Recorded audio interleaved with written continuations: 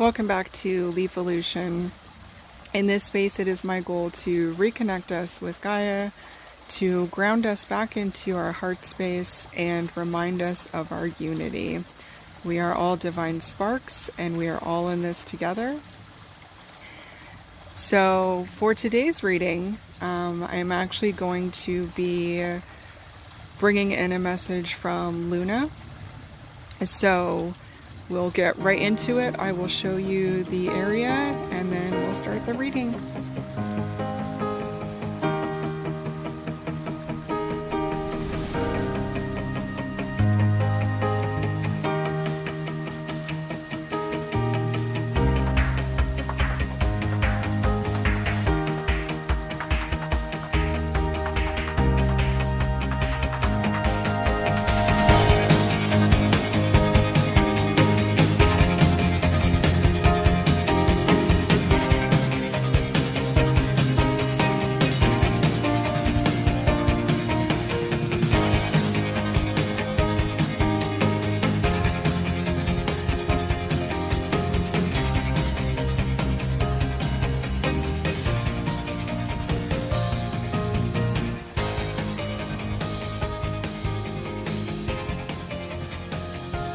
So, message from Luna, please.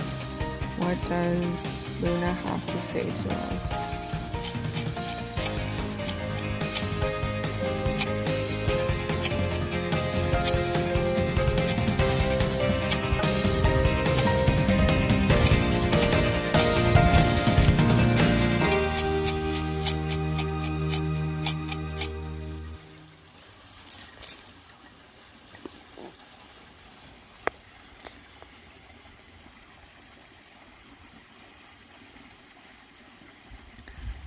All right.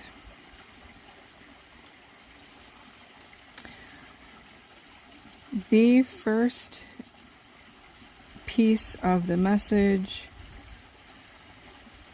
is actually this little segment right here. We have Rido, Perthro,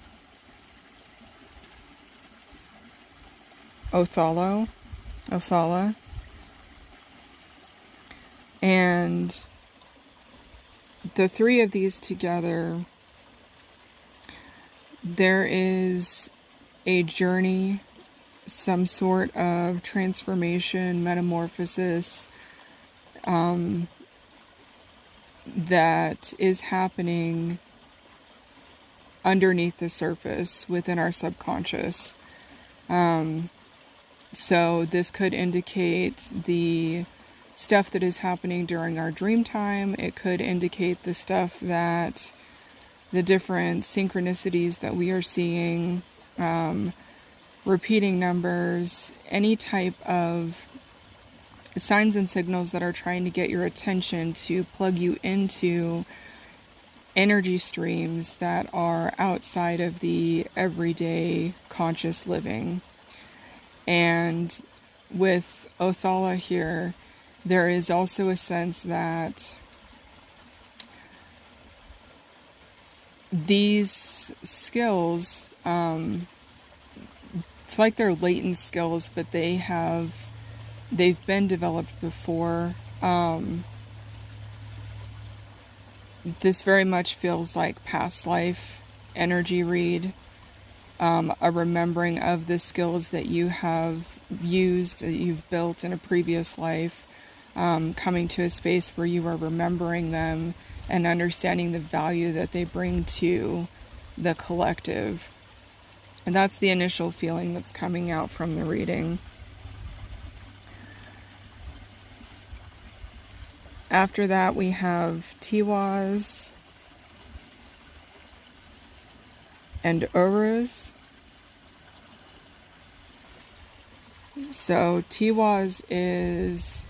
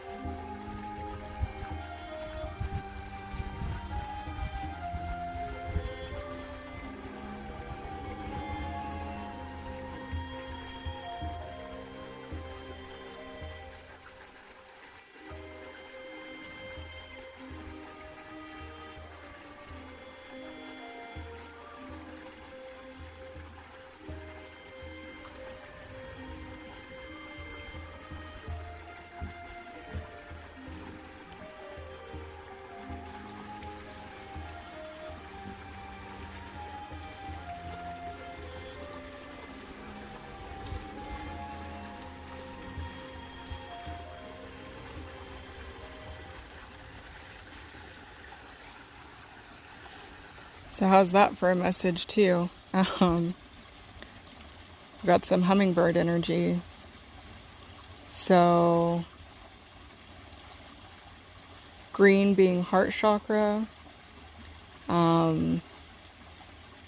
hummingbird's ability to move in any direction and change direction on a dime.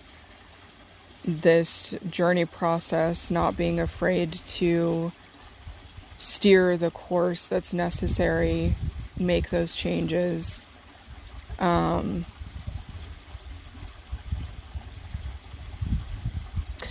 Being an animal tied to the air element, also mental body, so discipline in terms of meditation practices, being able to move this stuff that's happening in the subconscious, bring it forth into conscious awareness to further develop mastery. Those are going to be important. And the hummingbird showed up as I was talking about Tiwaz, and Tiwaz is balance, justice, fairness, sacrifice for the overall good, honesty of word. If I say I'm going to do something, I'm going to do it. I won't back out of it. So in that sense, we've got a balance of commitment. And Oruz is our strength and our creativity. It is tied into our sacral chakra. So moving those creative forces, and not being afraid to stand your own ground when it comes to maintaining your inspirations and your ideas about the path that you need to take for your development. Regardless of what others might see or think or their opinions, there is the need to stay centered in your creativity and focus on what you are building, what you're developing. So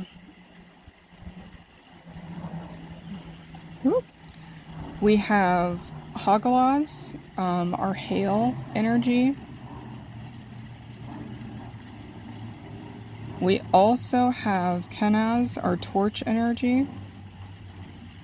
So there is a sense of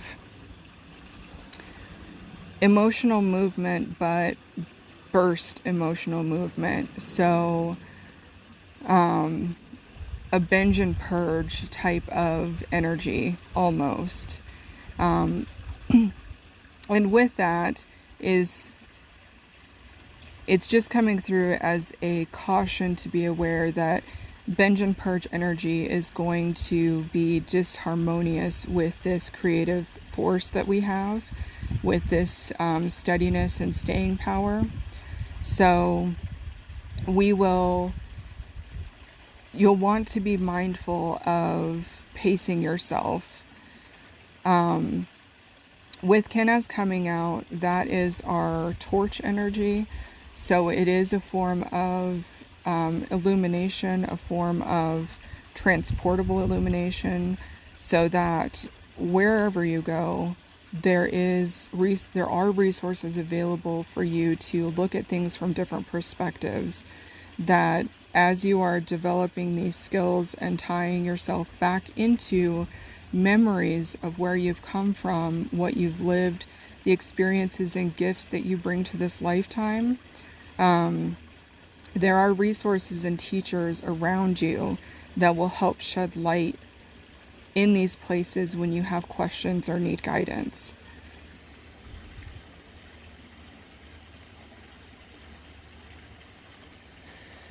We also have Fehu, and Fehu speaks to us about financial prosperity. It is financial prosperity in terms of having a flow of income. So this is not the type of energy that is going to be stagnant. It's not the type of energy that's going to come in a windfall. So this is going to be wealth and financial longevity and stability.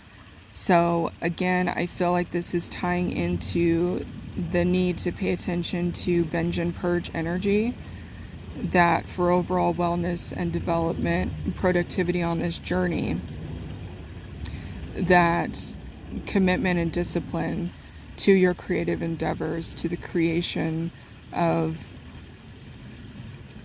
this personal spiritual development, that you stick with that as much as you can. So any type of sacral chakra work, balancing, the color orange, things like that, you'll want to really plug into that for overall flow and well-being of finances.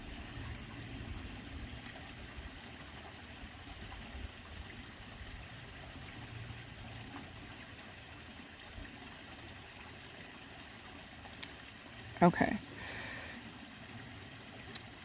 Final pieces coming out.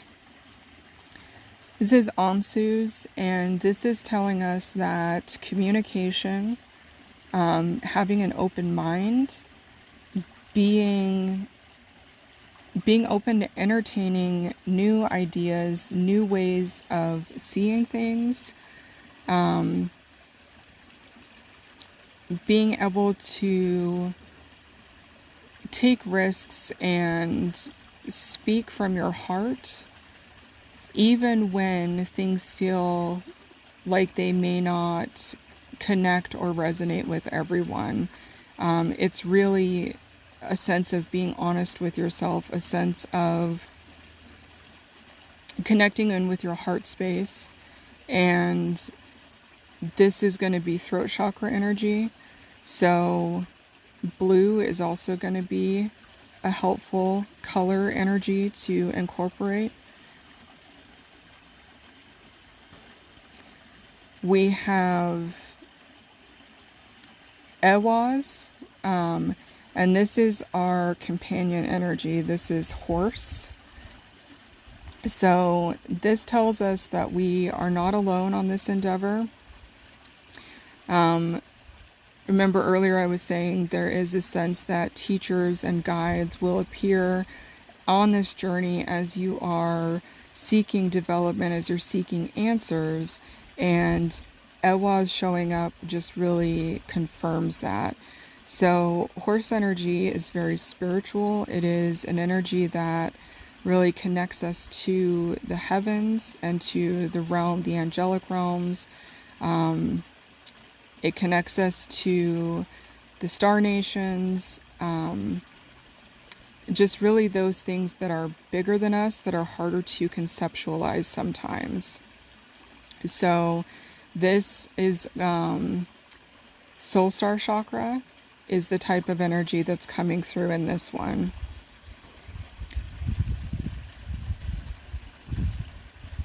There is also Gabo, which is our gifting energy. It is gifting, however, that is achieved through fair exchange. So going along this journey, as you begin to unravel this, as you start stepping into your power and remembering who you are, as you start sharing your gifts with the world, there is going to be relationships are going to be built. There will be reward and benefit from it. And some of this benefit is going to be financial. So it's not 100% financial. It does feel like a lot of this gifting is going to be from the spiritual development perspective.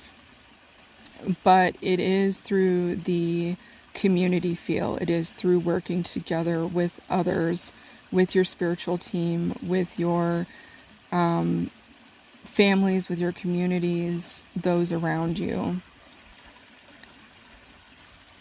The final piece of the message is Naudis, and Naudis is tied into fate.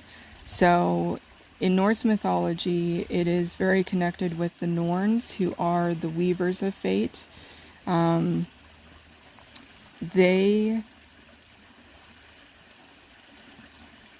do not deny free will, but they do remind us that we have a role to play, and that we do not always have knowledge of what our path will be. And that is why it is important to make the most out of every moment. So this carries with it a need to really start grounding into the moment and paying attention to synchronicities, signs, feelings, intuition, and really start letting those type of energies guide you in your development. Because as you develop, it will help others develop. And in this way, we help elevate humanity. We help return to our unity. And we help Gaia ascend. It really is just a higher, greater purpose type of energy. So, that has been the message coming through from Luna. Definitely a very, very, very powerful message. I still am quite amazed at the presence of the hummingbird. So, final notes, take note of hummingbird iconography when they show up in real life, when they show up in images. Take note of horse iconography. This can be horses, unicorn, Pegasus, horseshoes, any type of horse representation that way. Also, pay attention to the colors orange and blue, and remember to work on balancing sacral chakra, throat chakra, and soul star chakra to help you on this journey. Thank you so much for being part of my community. Please spread the word and let others know about what's happening. And I will see you at the next reading.